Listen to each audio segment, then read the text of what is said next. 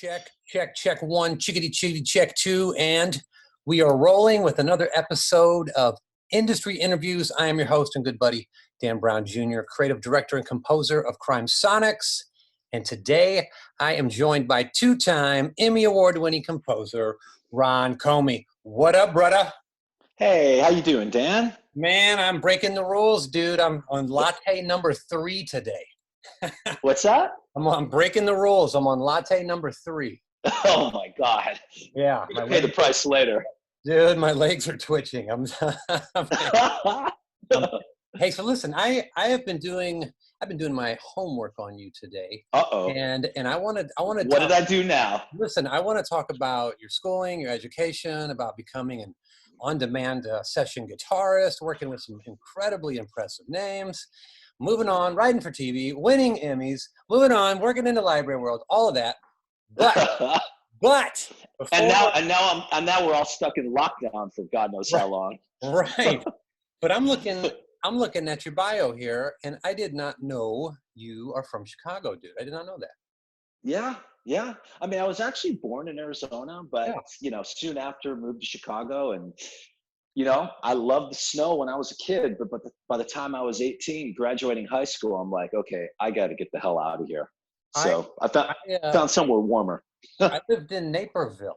Do you know where Naperville is? Whoa, yeah. Yeah. I think we kicked you guys' ass in football, if I remember correctly. So, I'm not from that area, but my wife and I moved there so she could finish the last year of her master's degree. Got it. And I lived in Naperville for about 14 months. And in the summer, it is such a beautiful place. Yeah, that's a nice way to say it. Because we all know obviously the winters are hell there, but yeah, the summers are beautiful. Yeah, you have summer and then light winter and then heavy winter and then light winter and then summer. Pretty well. There's a spring. There's a nice springtime there.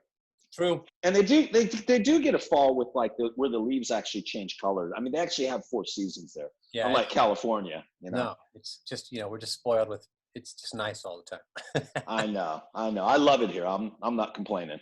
So fill me in. You moved from Chicago to Texas. Is that right?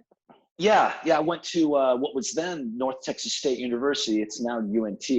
And I was very much a rocker with some fusion interest, but I got there and it was back then, and that probably still is pretty straight ahead jazz school. Yeah. So I loved it. I learned so much, and the professors, and actually I learned most from some of the senior students. Actually, this one guy in particular showed me so much stuff and just blew my mind. Never quite fit into the straight ahead jazz mold, but it still worked great. I learned a ton. When you say a guy was blowing your mind, are you talking like fretboard to fretboard, sitting there showing you how it's done, or what's going on? Exactly. Yeah. This guy was so knowledgeable about fingering and patterns and scales, and he just showed me he showed me this whole system on being able to play any scale in any position, no matter where you are. Oh man! So it's pretty cool. I could show you sometime. Yeah, we need RonComie.com YouTube video tutorials on this, brother.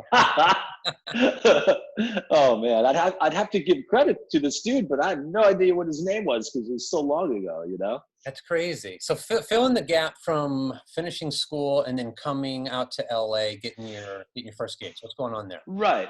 I mean, basically, I lived in Dallas for about a year, doing some, gigging, a few sessions here and there. And then I was in this top 40 band. It was actually a pretty cool top 40 band. We were kind of one of the top 40 bands playing the circuit around Dallas. And we had a little brass section, actually, which is pretty cool.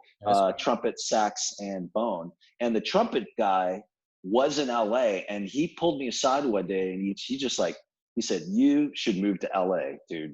Your sound, your look, everything, you would do really well there." And that kind of planted a seed, I mean, I know I wasn't going to stay in Texas forever, but I think I was like 22 at the time. I didn't, hadn't really thought too much about it, but that kind of planted the seed. And then I think within like a few months, I moved to LA. It was like kind of a quick decision, and I just decided to throw my hat over the fence and do it. And I got to say, the one thing that I did that I would like to convey to your listeners I think it's really important, is before I left, I called everybody I knew from North Texas, whether they went to the school or gigging or just anybody I could think of. And I said, who do you know in LA? Who do you know in LA?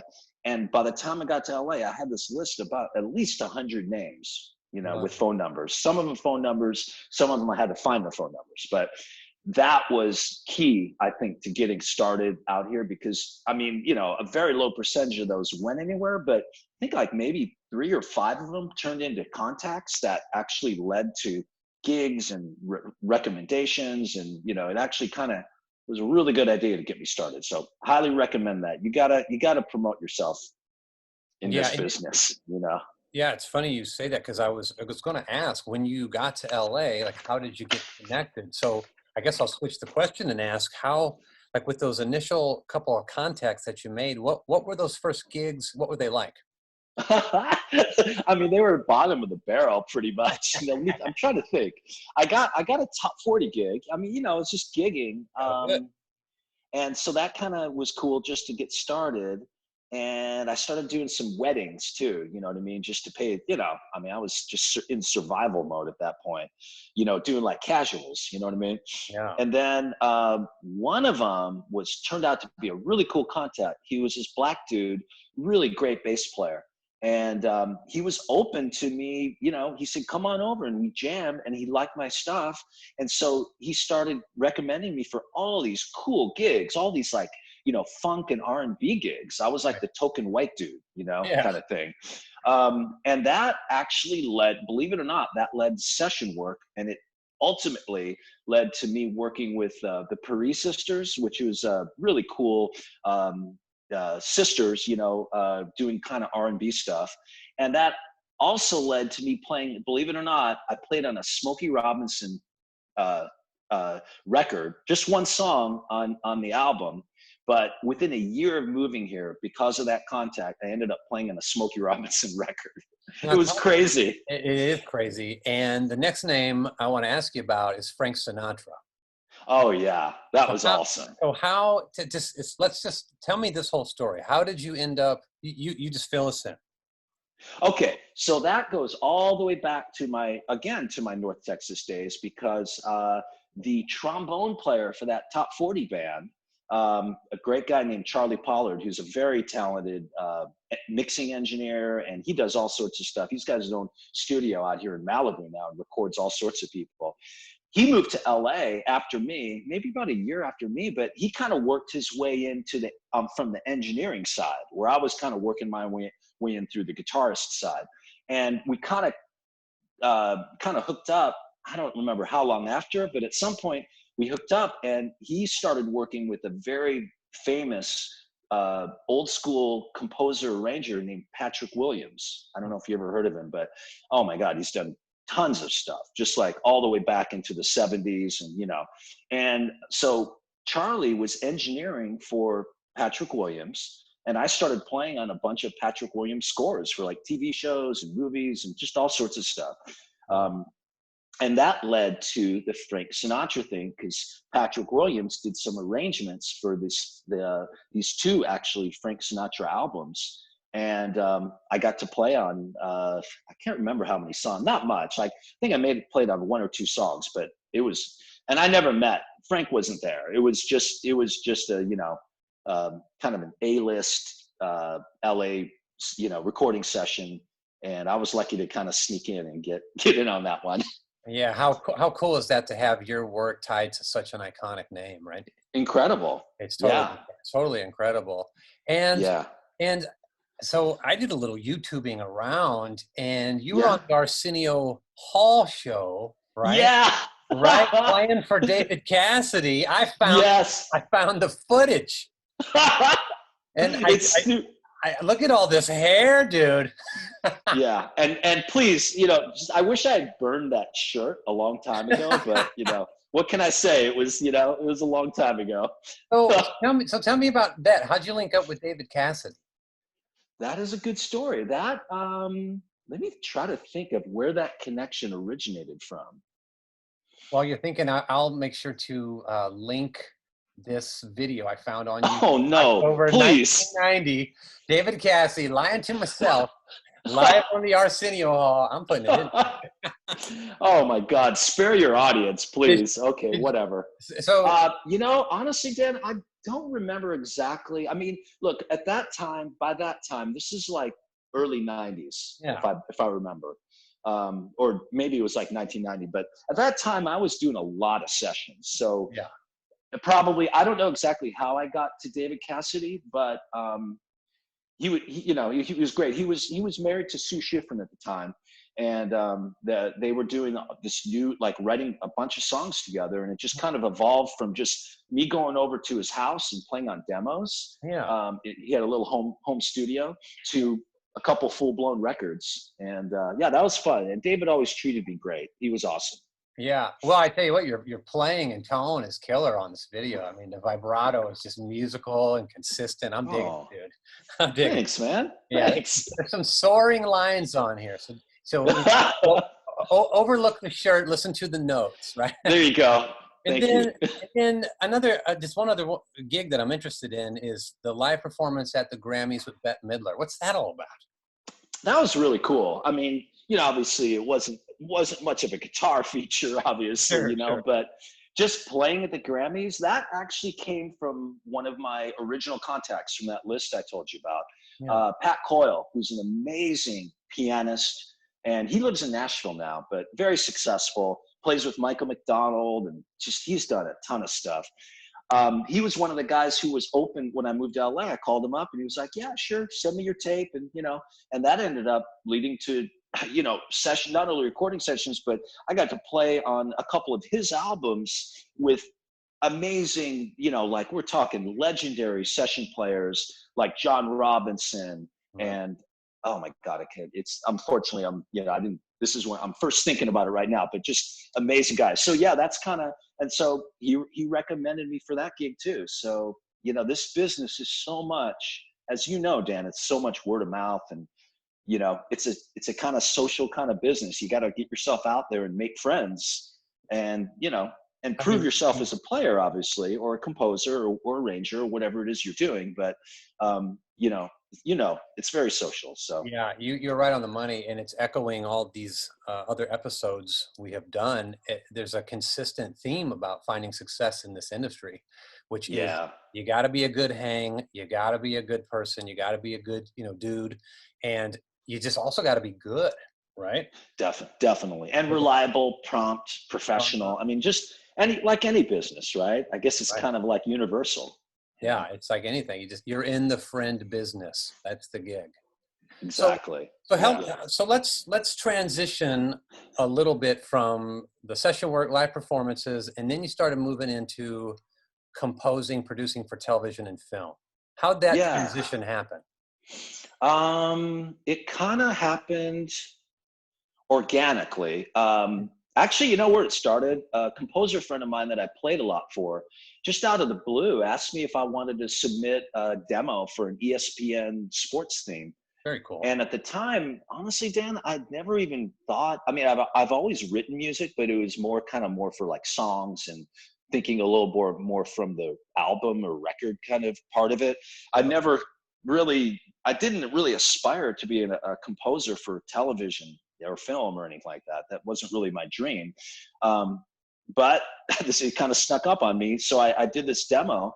I did not get the gig, but I realized that this is fun as hell. Yeah. I didn't, like creating this kind of thing for a specific product or show or whatever it is it kind of got under my skin. I just really enjoyed it. So then I started pursuing it. And what I did is I kind of went in through the back door using my reputation as a guitarist. I started contacting all my composer friends who hired me and just kind of whispered in their ear, if they ever need me help, any overflow work, whatever, that kind of thing, I'll be happy to help you out. And that did pay off. That started to lead here and there to some pretty cool gigs, I'm curious about that first demo. Do you remember what you used to produce that demo? Oh my God. Geez, not really. I mean, it was a Mac, probably digital performer. I had some hard disk recorders back then, like these Akai freestanding hard disk recorders. Yeah, I had one of those. And probably like a Roland 760 sampler or two, or I mean, it's so long ago. Definitely archaic gear at this point, but yeah. I think the first thing I had to start doing home demos as a kid was like the 4-track Tascam cassette tape recorder. You know what I'm talking about? Oh yeah, like I had one. Yeah, right, the little gray one or blue one or something. Yep. Being able to mix on that little thing, dude, it's like, oh, I'm in the studio right now. Don't bother me. I know. It's so different now. I mean, it's so much better. It's amazing what you can do now with the tools. It's all in one place. It was crazy back then. It was harder for sure. But anyhow, so that, I guess, does that answer that question? No, absolutely. So I'm curious now. So, I'm heading towards the Emmys story here. So I want to learn all about the Emmys. So okay, let's back up a little bit. You've made the transition from being like the go-to dude, doing some really sweet gigs. Now you're writing for TV and film. So how do you end up getting into a spot where you're going to bring home the gold? Well, I think it's just, again, having, the contacts, because a friend of mine that I did a bunch of library music with, Rick Rhodes, really nice guy. He actually passed away quite a while ago, but really good guy. And he really helped me a lot. So we did tons of library music together for all the major companies, and he was a library legend long before I ever got into ever did any library music. He had already done hundreds and hundreds of pieces, if not thousands, actually. I don't really know. But so he called me up one day. He got me through, I don't know where he found me, but he found me through someone, and he asked me if I wanted to collaborate on library music, which I didn't know anything about library music at the time. But I jumped into it, and I was a little skeptical at first because I was so used to TV gigs where I don't know, it's going to air, when you write the music. Back then there were actually nice TV budgets, so library music was pretty good budgets, but way better than it is now, that's for sure. But anyway, I'm sorry, I'm kind of getting off track. So anyway, so Rick Rhodes also composed for this daytime drama called Guiding Light, and he recommended me for the gig, and I submitted a couple demos. They liked it, so I started writing for that. And after, I think I was writing for a couple years, and they said, can I interrupt you for 1 second? Can I interrupt you? Yeah. So you submit the demos, you get the gig, and what does that look like? Are you on a team? Are you ghostwriting? Fill me in on that. No, not ghostwriting. No, but I was on a team of composers, because there's so much music for a show like that, because it runs 5 days a week, an hour episode every day, so they need a ton of music. And essentially it was a library. We were creating a library based on their specifications of what they wanted style-wise and all that kind of thing. Sure. So we were all just submitting cues, and then the cues would be used and edited as needed by the Guiding Light internal editing, music supervision and editing team. Yeah. Wow. So that's kind of how that worked. And but then after a couple of years, they wanted to redo the theme, so they put out a call to all the composers that were part of the show to submit themes, and I was lucky enough to get the gig, so I got the theme.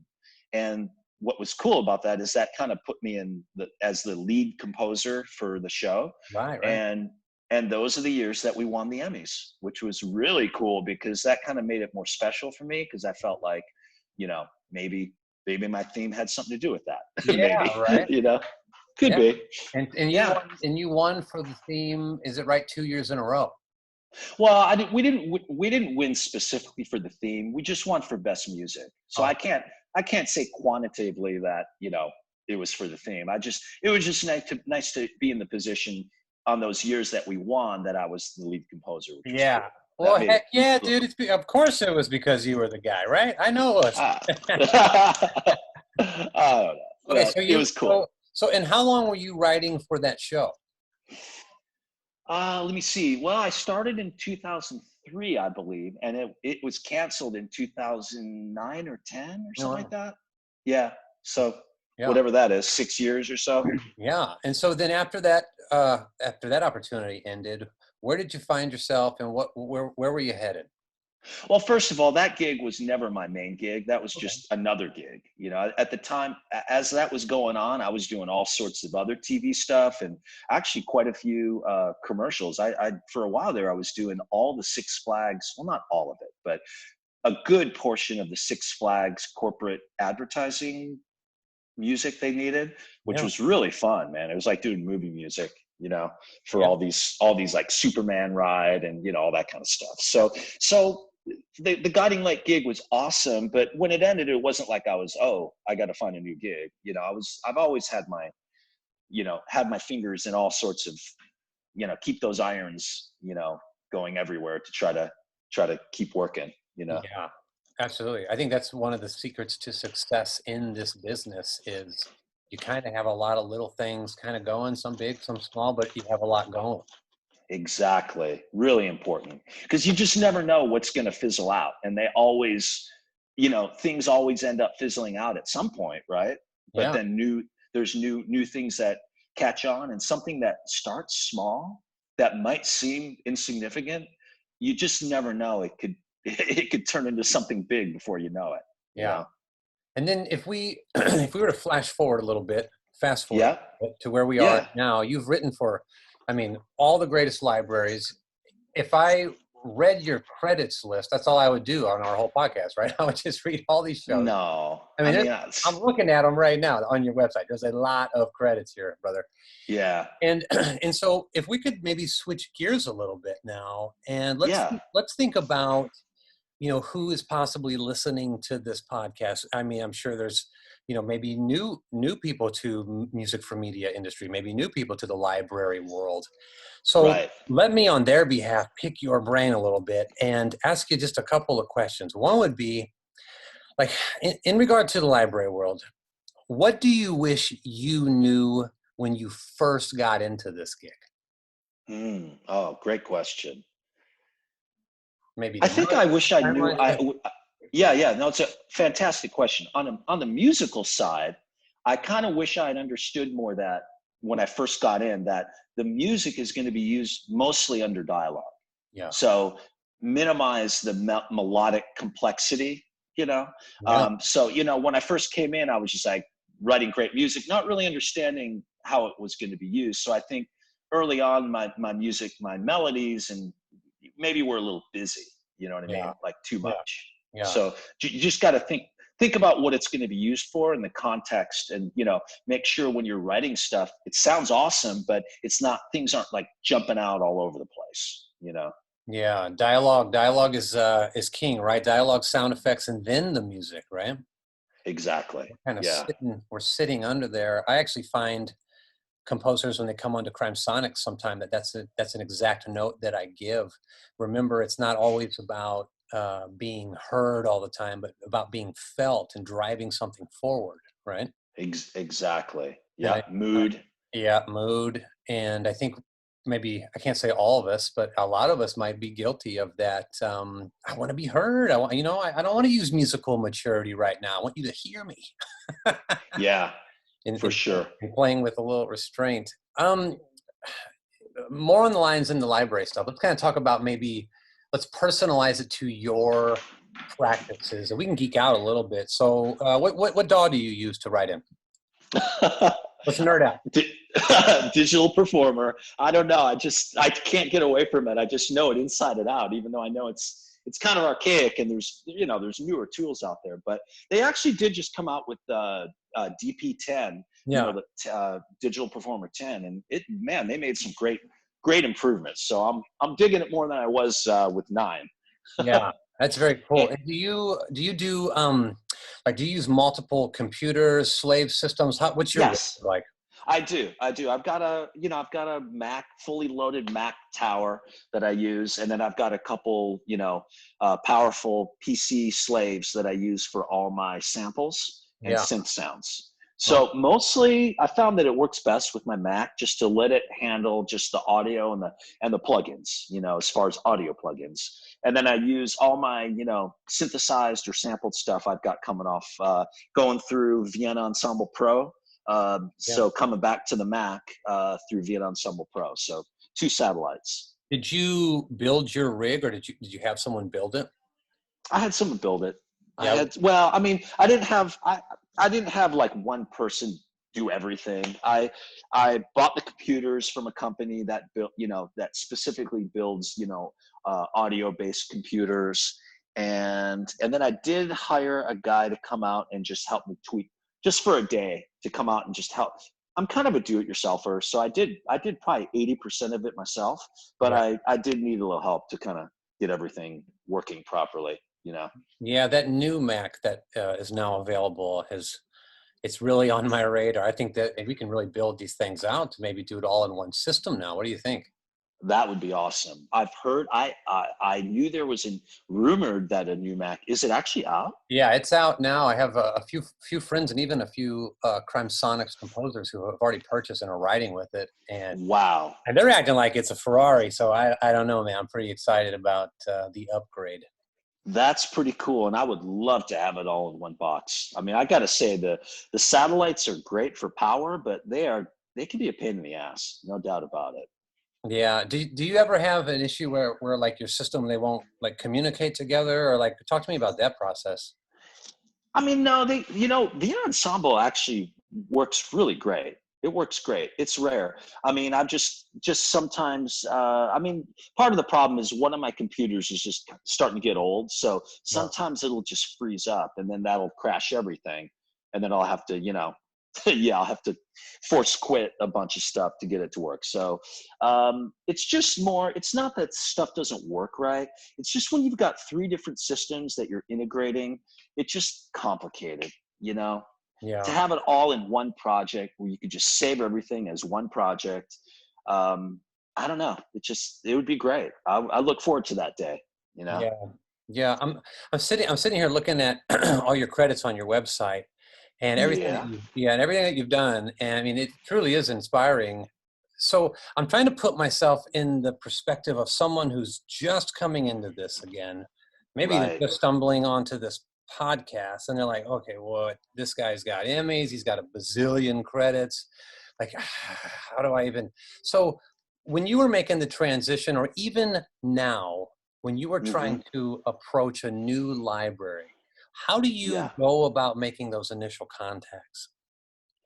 Oh, wow. I mean, I haven't done that for a while. I probably should. I just get lazy. I kind of stick with what works.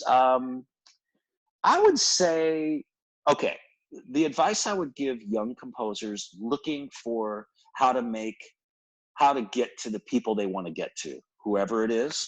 Yeah. I had my most success in trying to figure out what the road less traveled is. So in other words, if there's like some kind of conference and it's geared specifically for composers or for music supervisors, I wouldn't even go.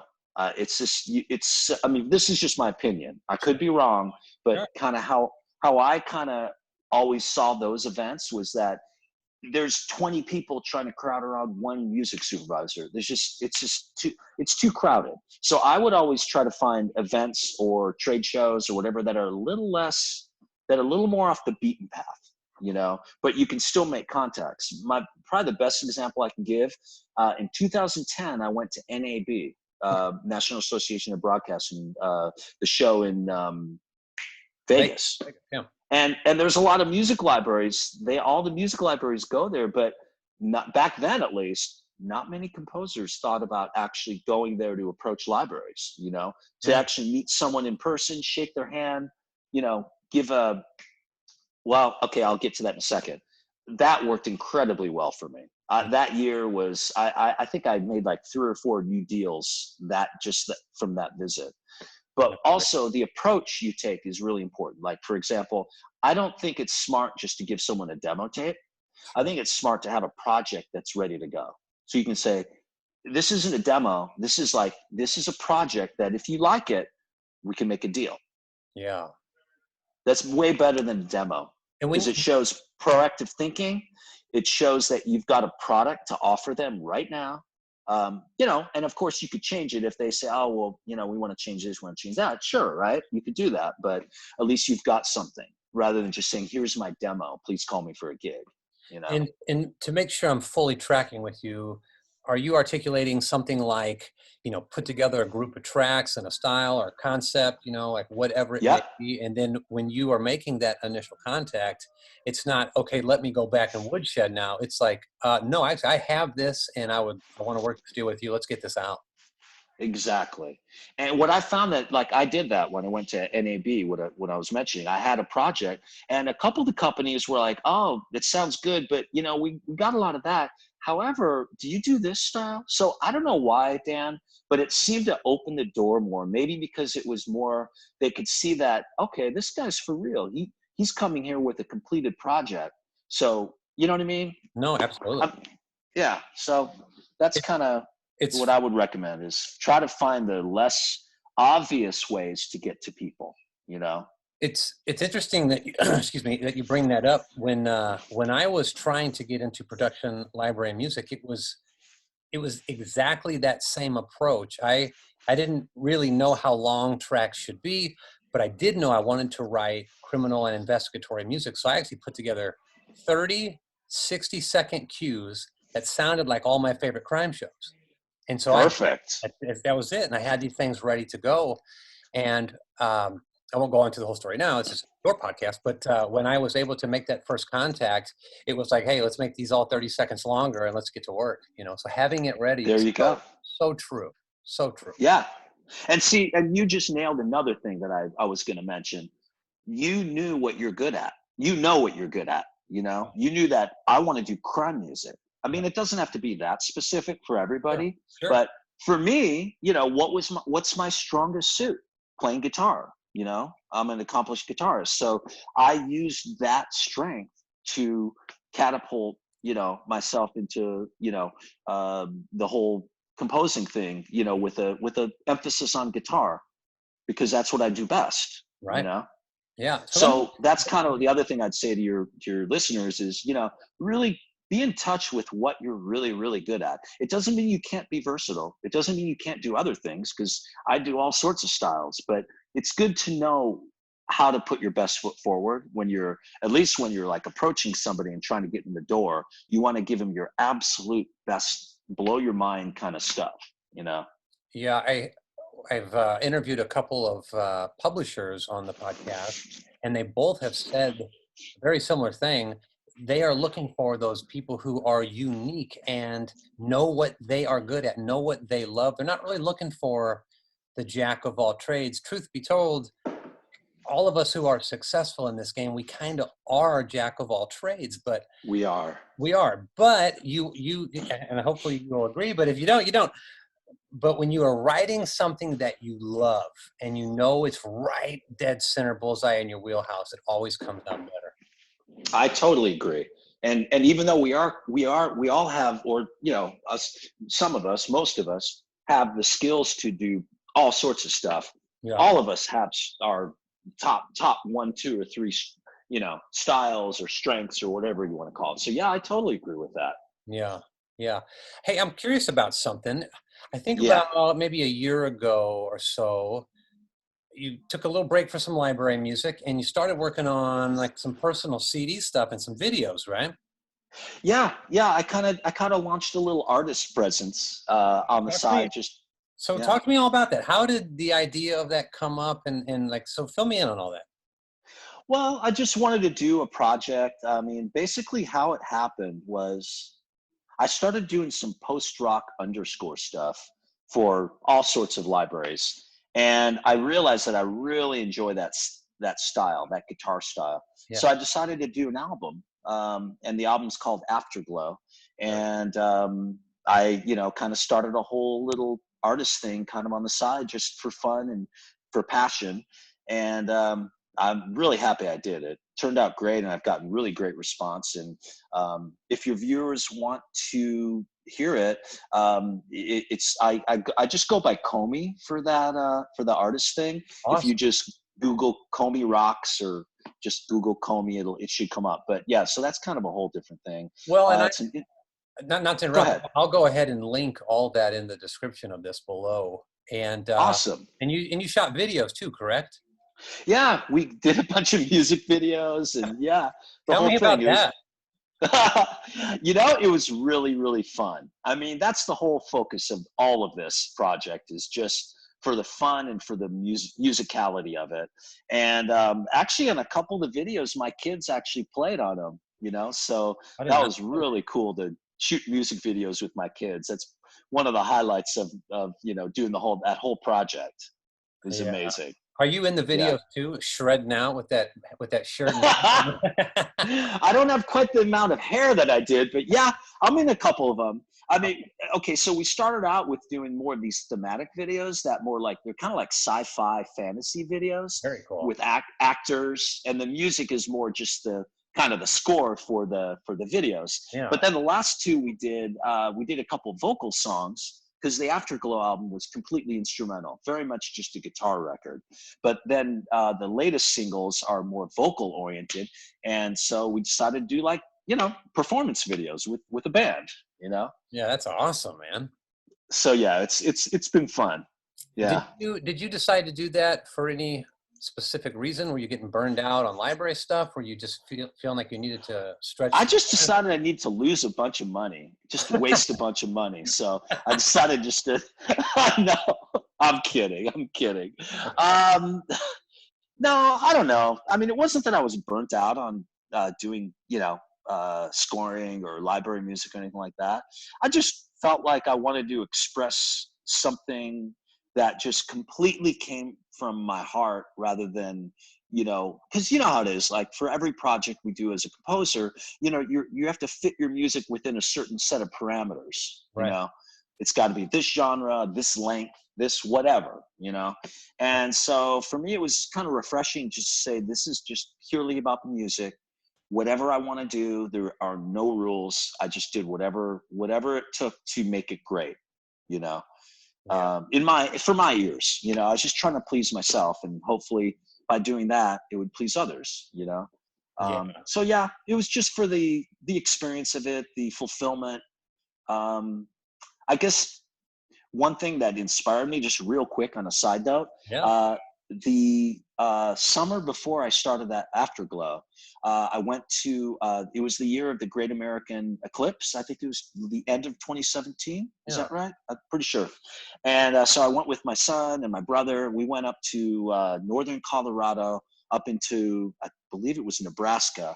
And we witnessed the Great American Eclipse at dead center. I mean, right, you know, I forgot the term for that, but you're right there where you see it for all it is. And it blew my mind and inspired me on a level that it was like nothing I'd ever experienced. It was very, very inspiring, because that eclipse, when you see it, you know, right there, full eclipse and everything, it's the most beautiful thing I've ever seen, you know?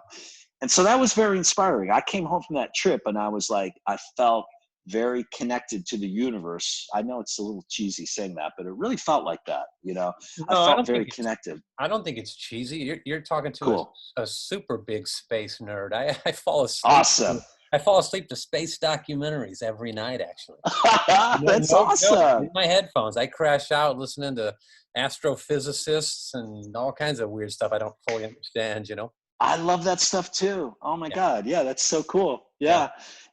So anyway, that was kind of the inspiration for that album. But well, that leads me to one of my last questions for you, which is okay. But maybe before I ask that one, how did you and I meet? Where did we meet? How did that happen? We met at, I believe it was a PMC convention, right? Yeah, but it's been a while now, right? It has, yeah. What was that? 2016 or something? 2017? At least. Maybe longer. I don't know. That's crazy. Yeah. Yeah. PMC. Yeah. So there you go. There's an example of why Ron says, don't go to these events to get a gig, but go to make a friend. There you go.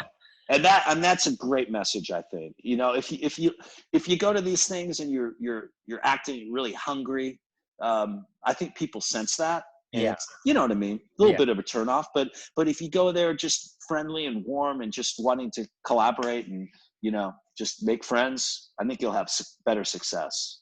Yeah. And speaking about success, last question I'm going to ask you is, when you think about your career thus far, everything you've done, all the gigs, all the shows, themes you've written, you know, everything, Emmys, the Cilo, you got a Cilo in here. I see BMI awards. What is, if you could pinpoint something that you're most proud of, what are you most proud of? Oh, wow. Just musically, right? Yeah, just musically. Is there a certain cue you wrote, a certain gig you got and you knocked it out of the park, a certain something? Honestly, I would say Afterglow. Your record you just did. Mm-hmm. Oh, Yeah. that's fantastic. Yeah. I'm really satisfied with the fact that I pulled it off. And, you know, I mean, it's not perfect what record is, right? I probably could have done a lot of things better, but for where I was at the time, I'm very, very, very happy and proud that I mean, I think it expressed who I am musically better than anything else. Yeah. So, yeah, I would say that.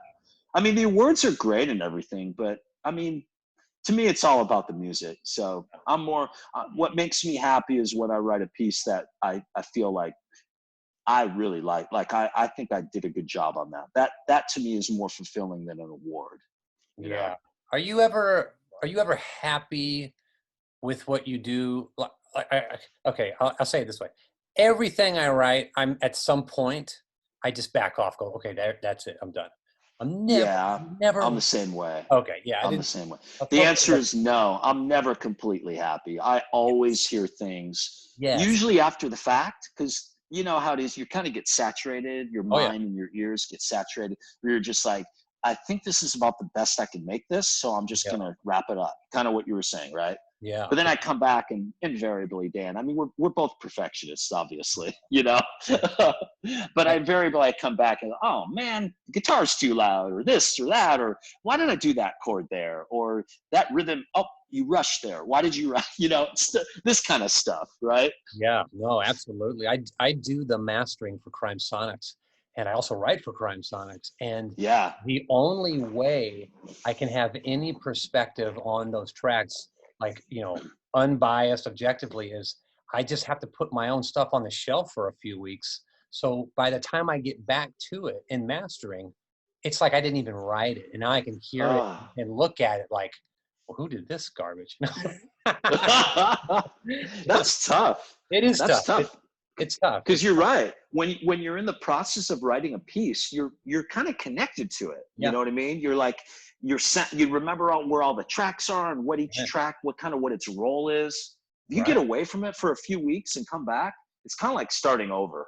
It is. Yeah, it's been a really interesting process to write swiftly and then move away for a few days, come back in, mix it, and then, you know, eject myself for a few weeks, not a month, and then come back again. It's been I'll tell you this much. It has improved the quality, I think, because you don't get that tunnel vision, that lost in, it's right in front of your face, you don't see it kind of thing. Yeah. But it is hard to not be able to have that immediate or somewhat immediate gratification of, here's the thing I created, now I get to enjoy it. There's none of that. You know? Oh, it's too bad. It is. But then again, you've got this awesome library that you're Come on. All right. Ron, I tell you what, brother, man, it's been great chatting with you and catching up and shooting the breeze, and you know, you too. It's been really good secretly digging into your career without you knowing it. And Holy shit. And then coming at you with all these questions, right? Yeah, you did a good job, man. Really great preparation. It was awesome. Quite the career, dude. Quite the inspiring guy. And you know, I bet anyone who's listening now can look at a guy like you and go, man, I want to be like a Ron Komie for sure. Oh, right? They'll kick my ass, I'm sure. Just, you know, do what you do. Do what you do. Do it. All right, brother. I appreciate you. And hey, we are out of here. Awesome. All right, man. Thanks a lot, Dan. That was fun, man.